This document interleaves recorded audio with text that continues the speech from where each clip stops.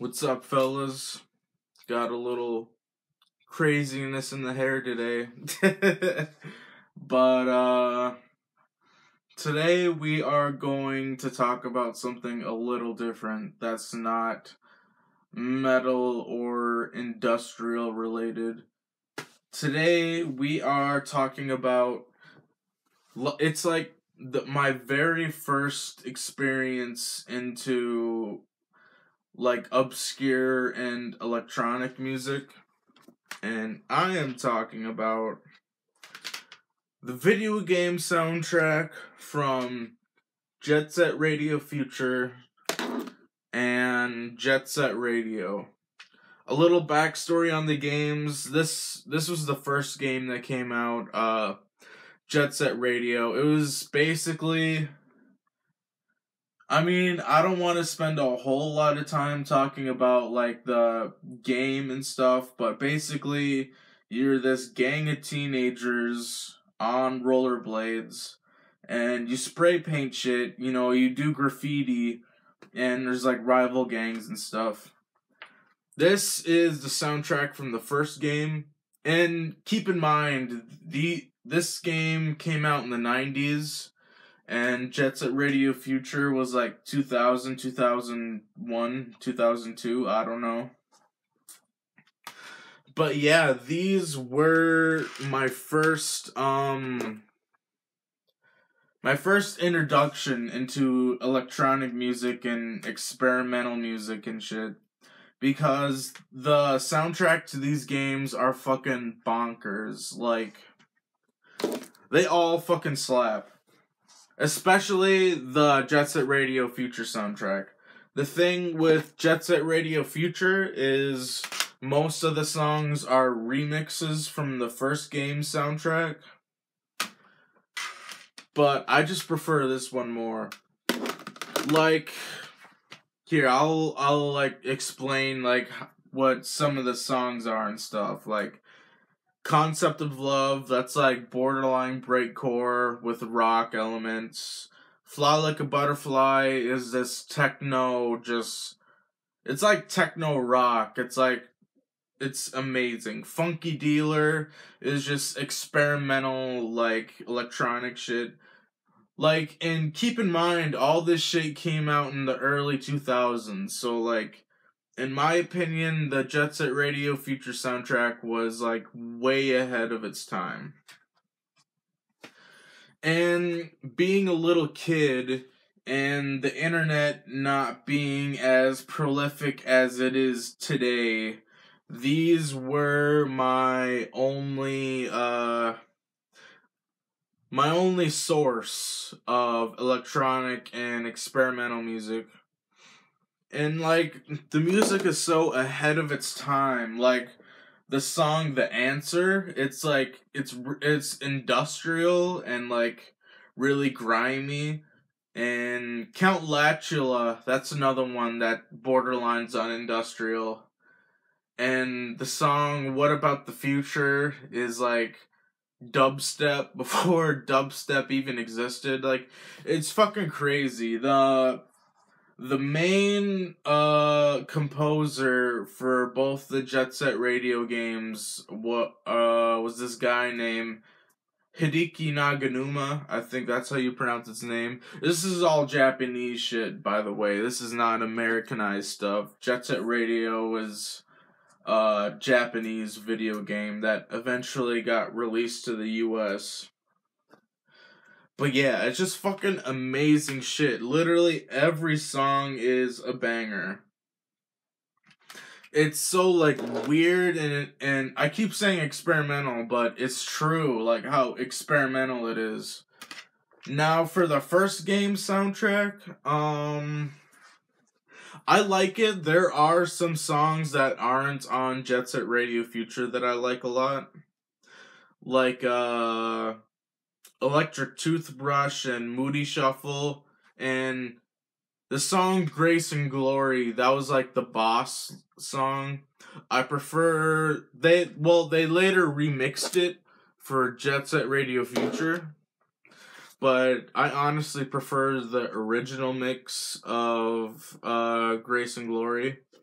They also had some guest appearances in the soundtrack. It wasn't all just Hideki Naganuma.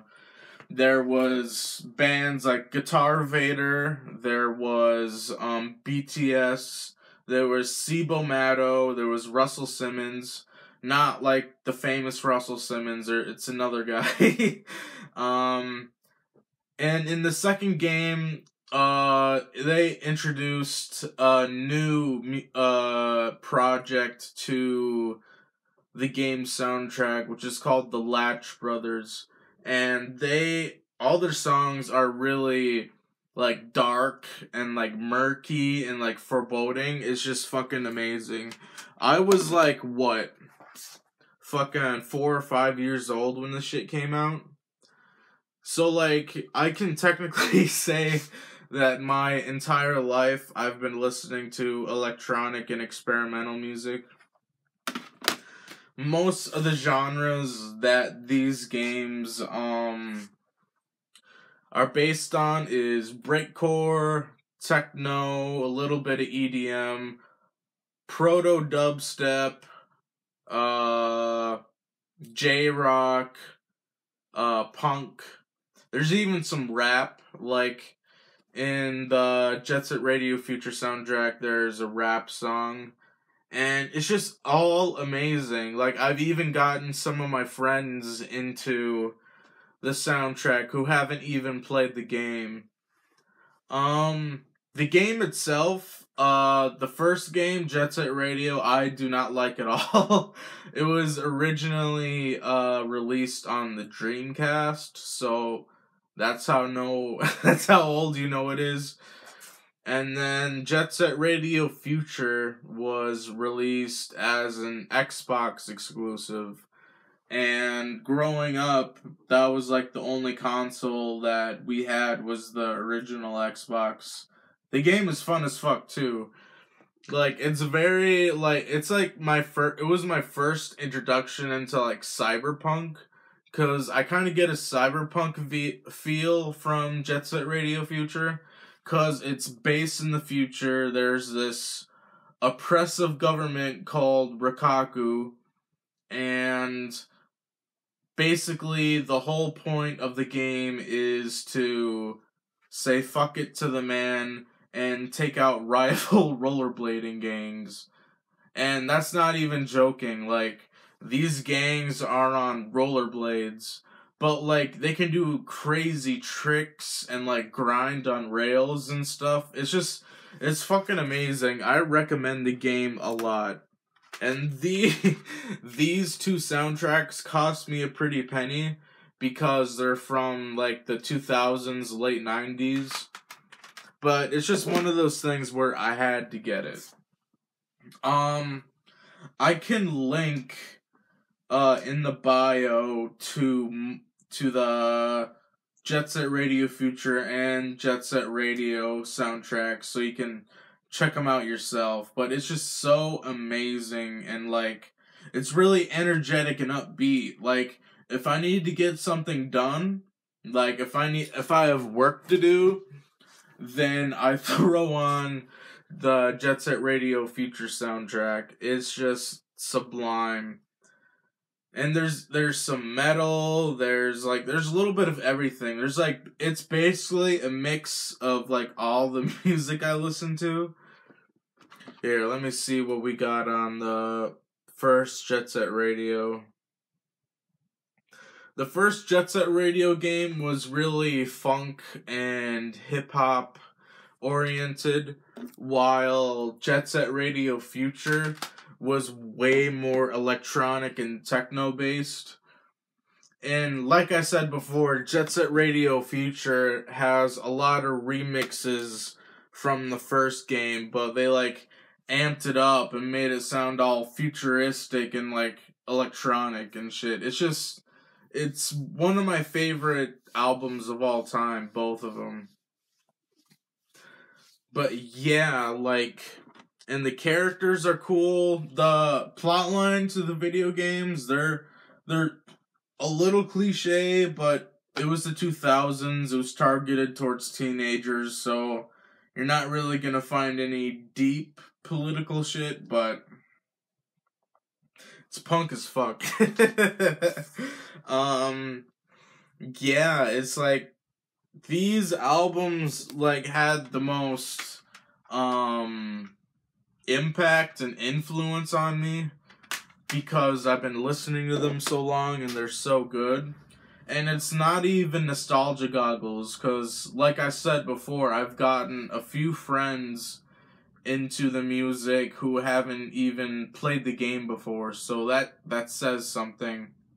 If you want to listen to something that's really upbeat and energetic and just a fun having time, I mean, look at all this stuff around me.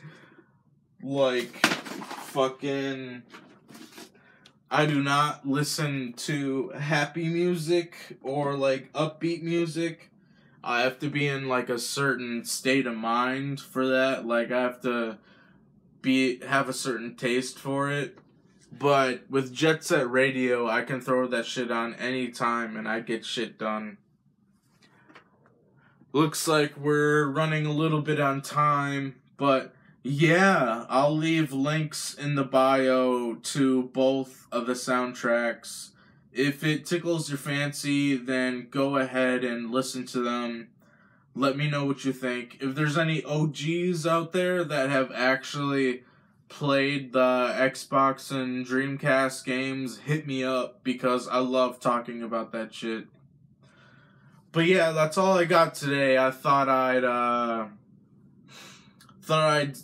do a little detour between all the industrial and metal shit. But yeah, it's really good. Check it out. Let me know what you think, and I will see y'all later.